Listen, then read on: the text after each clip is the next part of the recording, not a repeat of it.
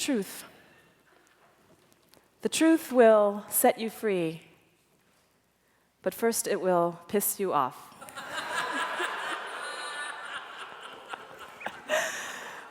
Those words are from Gloria Steinem. Are you surprised? Love Gloria Steinem. Her words make me giggle with their precision into our human condition. The truth pisses us off, especially if it is directed at us. Usually it's okay if it's directed at somebody else, but if it's directed at us, and especially, most especially, it pisses us off when it's disconnected from grace, when it's disconnected from love. But our God is a God of truth and grace. And God invites truth in our lives as we are on the way to becoming more like God. There is a resident truth teller in my house. We didn't advertise for the job, but she got our address, and she showed up, and she started working really hard. She's 5 years old, and if you have a human being in your house who's not yet in the double digits, so under 10, you probably know what I'm talking about. Truth, unfiltered, unabridged, from sunup to sundown, Sunday through Saturday, 24 hours a day. No time off for holidays or vacations or even for good behavior. Ready or not, truth all the time. So what to do with all that truth, all of that amazing ability to observe and comment that we were all born with? Mama, that man's tummy is bigger than Daddy's. Yes, that is the truth. Mama, the piano man, you know, the guy we see in the subway every morning, he looks a little crazy behind his eyes. Yep, that's true. Mama, someone only has one leg. Mama, someone's breasts are showing. Do not get on the subway with Petal. She will tell the whole train the truth about you, at least the physical you. So we have some work to do, clearly.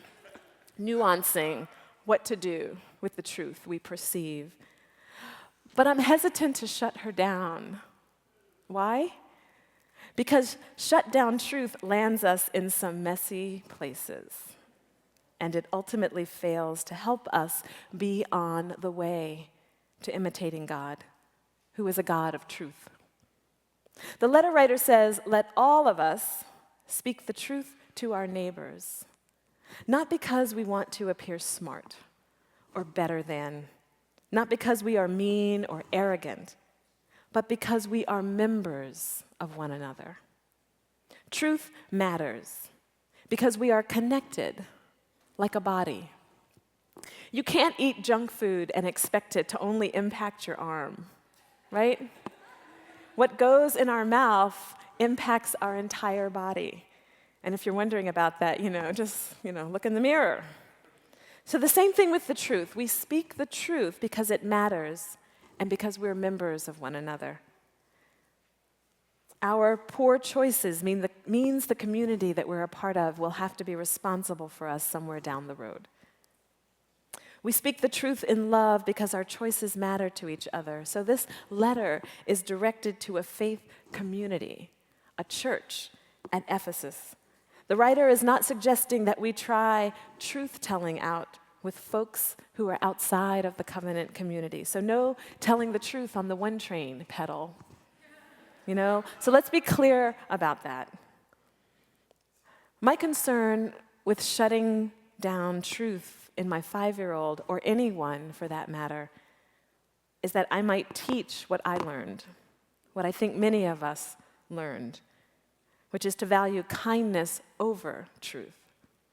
The text says, be kind-hearted, and it also says, tell each other the truth. What happens when you grow up practicing kindness instead of truth, or kindness over truth? What happens when no one teaches you how to hold both, the way God holds both?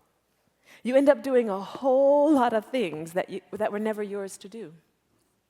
You end up answering a whole lot of calls that God didn't put your name on. You end up in a whole lot of relationships, come on somebody, that are damaging and destructive, personal relationships, professional relationships, all because somewhere along the way someone hushed you up, told you to be kind, and you lost your ability to tell even yourself the truth. You went to the college your parents insisted on, majored in the field that made money rather than follow your passion, married the wrong person for you. Do you know that people get married out of kindness sometimes? It hurts when people get married and a whole lot of truths are left unspoken. As people of faith, members of one another, we need to learn how to conduct ourselves and speak truth, at least in our community of faith, at least with our families and our intimates. Let all of us speak the truth to our neighbors, for we are members of one another.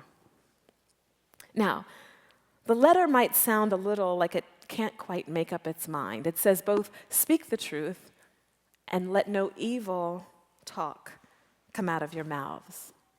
More specifically, it says, let no evil talk come out of your mouths, but only what is useful for building up, as there is need, so that your words may give grace to those who hear. There is a need to discern what truths need to be spoken. Many things are true, but are they useful? Many things are true, but will they build up? Is there a need? Or do you just need to say it to remind so-and-so that you were right in the first place?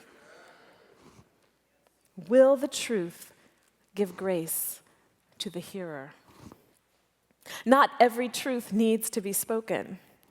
Maybe we all need to say that out loud. I know I do, probably several times a day. All together, not every truth needs to be spoken. And failure to speak useful truths, grace-giving truths, necessary truths, makes room for the devil, lands us in messy places. The letter writer says we are marked with a seal, and that's a reference to our baptism, marked with a seal, to follow Christ, to imitate God, to tell the truth until our life's end. So on the way to becoming more like God, we're going to have to tell one another some truths. So we don't talk behind anyone's back. We go straight to the source. We do the brave, scary thing and speak face to face. These are not text message or email conversations. These are face to face, heart to heart. I see the God in you and I know the God in me conversations. Truth-telling starts from a place of grace, a place that sees the other as a child of God just like me. The resident truth teller in my house gets away with speaking the truth to me because she is also amazingly lavish in her love. Mama, I love you. I love you, Mama. I am showered with I love yous throughout the day, and because I am, I can pay attention and agree when my truth teller says, Mama, you are not being very joyful today.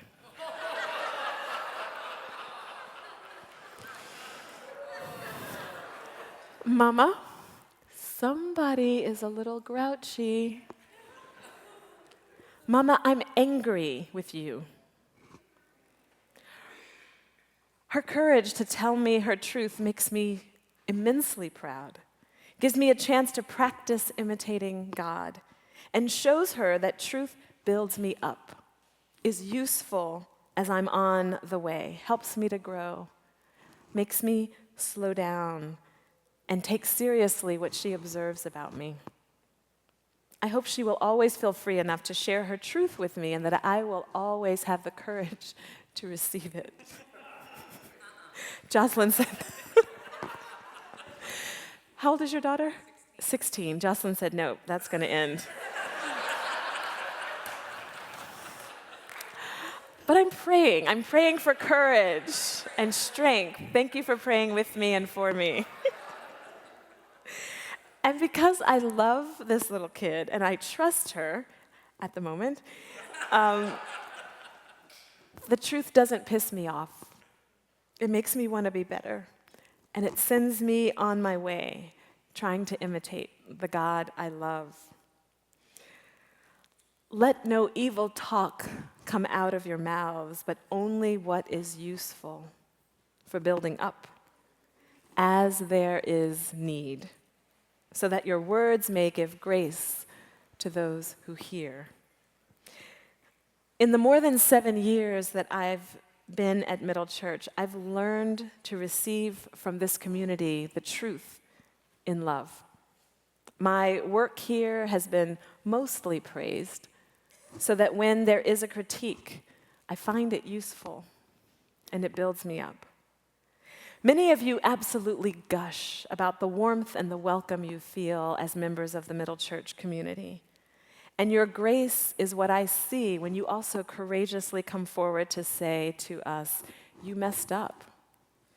You got that wrong. You really hurt my feelings. God is a God of truth and grace. And the Reverend Andy Stanley says, we tend to come down heavy on one side or the other. But God is both truth and grace. My child, you are messing up. And also, my child, there is absolutely nothing you can do to make me love you less. Truth and grace. I don't love what you did, but I always love you.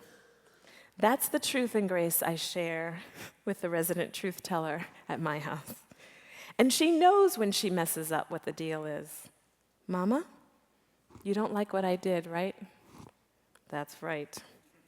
But you still love me, right? That's right. I never stop loving you, sweetie. Therefore, be imitators of God as beloved children and live in love.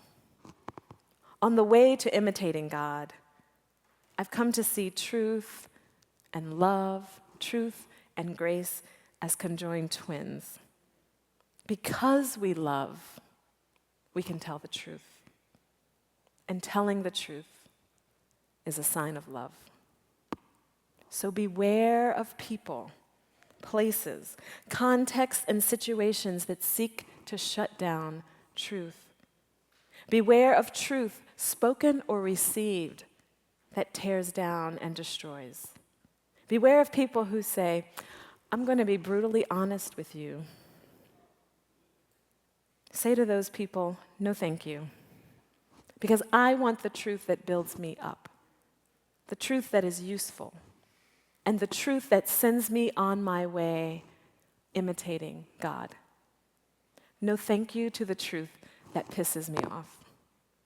I'm waiting on the truth that sets me free because it is powered by love. Yeah. To God be the glory. Amen.